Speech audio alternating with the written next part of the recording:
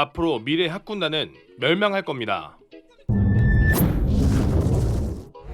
안녕하십니까, 캡틴 임성우입니다. 우리 군에는 수많은 장교 모집 과정이 있습니다. 그중 육군 장교는 특별한 전문직, 전문사관을 제외한 육사, 삼사, 학군 ROTC, 학사, 간부사관 총 5개 출신으로 분류가 됩니다. 그중 학군단은 한 해 인가라는 육군 소위의 비율 중 80% 이상을 차지할 만큼 우리 군에 매우 중요한 역할을 하고 있습니다.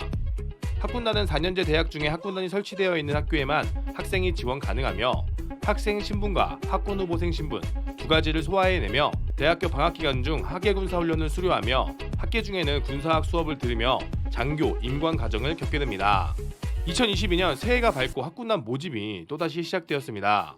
우리 군의 장교 모집 기간은 보통 학군단은 3월부터 시작해 4월, 학사장교는 4월부터 5월, 육군삼사관학교도 4월부터 5월, 육군사관학교는 6월부터 7월까지 모집을 실시하고 있습니다.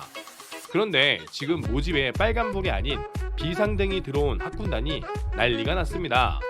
현재 학군단은 3월, 4월 모집 기간 중 모집 기준 미달로 인해서 5월까지 약 한 달간 더 연장시켜서 접수를 받고 있습니다. 말 그대로 각 대학교의 학군단은 비상사태로 학군 후보생들이 학교의 길거리에 나가 후배들을 모집하고 같은 학과 후배 친구들에게 학군단을 지원하려며 열심히 홍보하고 있는 실정입니다. 물론 코로나라는 악재로 학군단의 홍보가 제대로 되지 않은 것도 있겠지만 가장 큰 문제는 병사들의 복무기간이 현저히 줄고 만 2년도 되지 않으며 병사들의 월급도 크게 오르고 핸드폰 사용이 가능해지면서 28개월의 복무와 학교생활 중 학군단 생활, 군사훈련을 병행해야 하는 것에 대한 메리트를 크게 느끼지 못해 많은 학생들이 학군단을 거들떠보지 않는 사태가 벌어졌고 거기에 요즘같이 개인의 자유를 중시하는 젊은 세대들에게 학군단 생활 중 짧은 머리와 통제된 학교 생활은 학군단을 지원하기에 꺼려지는 이유가 되기도 합니다. 이렇게 학군단의 인기가 떨어지고 지원율이 딸려 전전긍긍하고 있는데요. 과연 미래에는 어떠한 일이 벌어질까요? 이미 학군단의 수준은 요단강을 건너고 있습니다. 학군단의 교육 수준을 감히 말씀드리면 계급이 낮은 하사보다 낮은 교육 수준으로 치닫고 있는 상황입니다. 소위가 하사보다 낮다. 쉽게 설명해드리면 육군 부사관학교는 총 18주의 훈련을 받고 부사관으로 임관합니다. 그러나 우리 육군 학군단은 총 12주의 학예군사 훈련을 받고 소위로 임관합니다. 육군 부사관은 18주 스트레이트로 이어서 교육을 받아 망각 주기도 짧지만 학군단은 12주의 교육을 4주 끊어서 학예군사 훈련을 받아 임관을 합니다. 물론 학군단은 학기 중에 군사학을 통해서 이론 수업을 듣는다고도 하지만 군사교육이 턱없이 너무나도 부족한 상황입니다. 그러니 학군 소위가 개인학위 사격을 한번 제대로 하지 못하고 체험식 교육이 되어 야전에 나가 병사에게 배워야 하는 혹은 부사관들에게 물어봐야 하는 처참한 꼴이 나고 있는 겁니다. 거기에 학군단은 이제 퇴교가 없습니다. 육사와 삼사 같은 경우 생도들을 모집할 때 아예 퇴교할 인원들을 고려해서 예비 인원을 뽑아 졸업할 때쯤에는 조금 인원이 부족하거나 임관할 때 딱 맞는 수의 인원수로 장교로 임관합니다. 하지만 학군단은 학군단 전체에서 예비를 뽑을 수 없는 구조로 학교마다 할당 TO가 있어 10%의 예비를 더 뽑는다고 해도 한 학교의 정원이 15명인 학군단에 2명을 더 뽑았다고 치면 중간에 2명만 나가도 이 학교 학군단은 더 이상 퇴교가 없는 오직 임관뿐인 학군단이 되는 것입니다. 그러면 체력이 안 좋아도 인성이 안 좋아도 형사처벌, 음주운전, 범죄자만 아니면 임관할 수 있는 꼴이 되거나 자진 퇴교, 탈단하겠다고 하면 훈육관이 맥주 한잔 사주면서 안 나가면 안 되겠니? 라는 처절한 학군단 인원 유치하기 꼴이 벌어지게 될 것이며 지금도 벌어지고 있습니다. 자, 더 큰 문제는 또 있습니다. 지금 벚꽃 피는 순서대로 대학교가 사라진다는 말이 현실화되고 그 속도는 매우 가속화되고 있습니다. 이제는 전문대와 지방 4년제 사립대는 무시험 입학에 입학시 기숙사 제공, 사은품 증정이라는 공약을 걸고 학생 유치에 총궐기에 들어갔습니다. 그러면 전문대나 지방을 가면 어차피 취업이 안 되는 거 공무원 되려면 공부를 엄청나게 하는데 7급 공무원?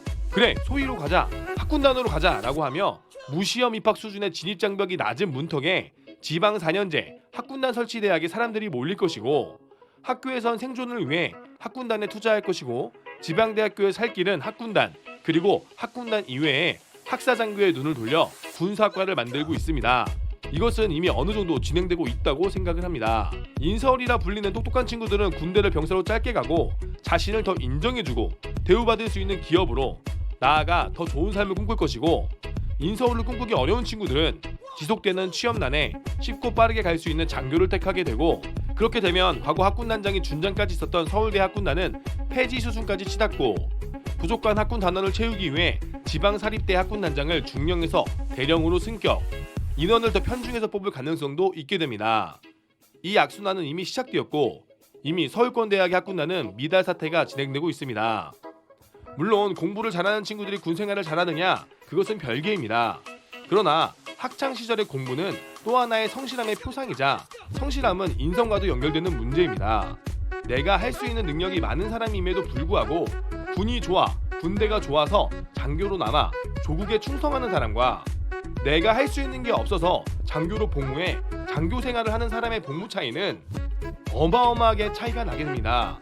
장교로 복무하는 사람, 그리고 직업으로만 군인을 찾는 사람, 장교와 직장 두 가지로 나뉘게 되면 복무 차이부터 모든 것이 비교될 수밖에 없습니다.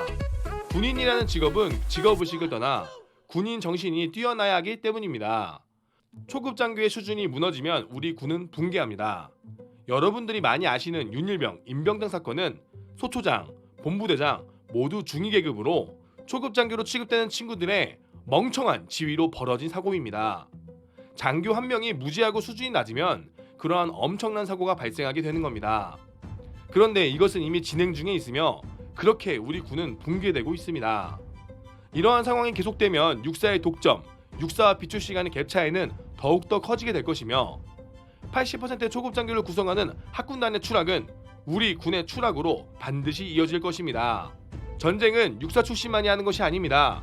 그리고 중령, 대령, 장군이 하는 것이 아니라 필드에서 직접 전투하는 소위 중위, 하사, 중사, 초급 장교, 초급 부사관들이 하는 것입니다. 지금까지 학군단의 추락은 수년 전부터 이어졌으며 수많은 젊은 장교 부사관들의 이탈은 끊임없이 문제가 되고 있었습니다. 거기에 실질적으로 다가온 인구 부족 문제까지 더해져 지금 학군단의 추락은 낙하산 없이 뛰어내리는 꼴이 되었습니다. 학군단의 문제를 넘어 초급 장교, 우리 군 장교 부사관 직업군인들의 처우 개선, 과연 우리 군은 무엇을 바꿔놨을까요? 표가 가장 많은 병사들의 처우 개선에 매진할 때 외면받았던 군 간부의 복지와 처우 개선은 결국 우리 군의 붕괴 수준까지 이어지고 있습니다. 2022년 대한민국의 새 정부가 들어섰습니다.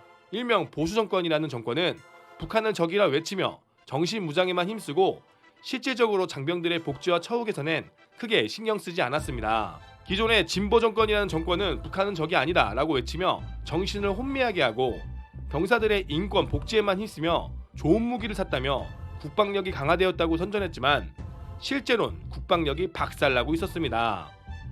보수건 진보건 제발 이 붕괴되는 현실을 파악해서 꿈 많은 청운의 꿈을 품은 우리 후배들이 뿌듯하게 복무할 수 있는 우리 군이 되었으면 좋겠습니다. 이 문제를 과연 어떻게 해결해야 될까요?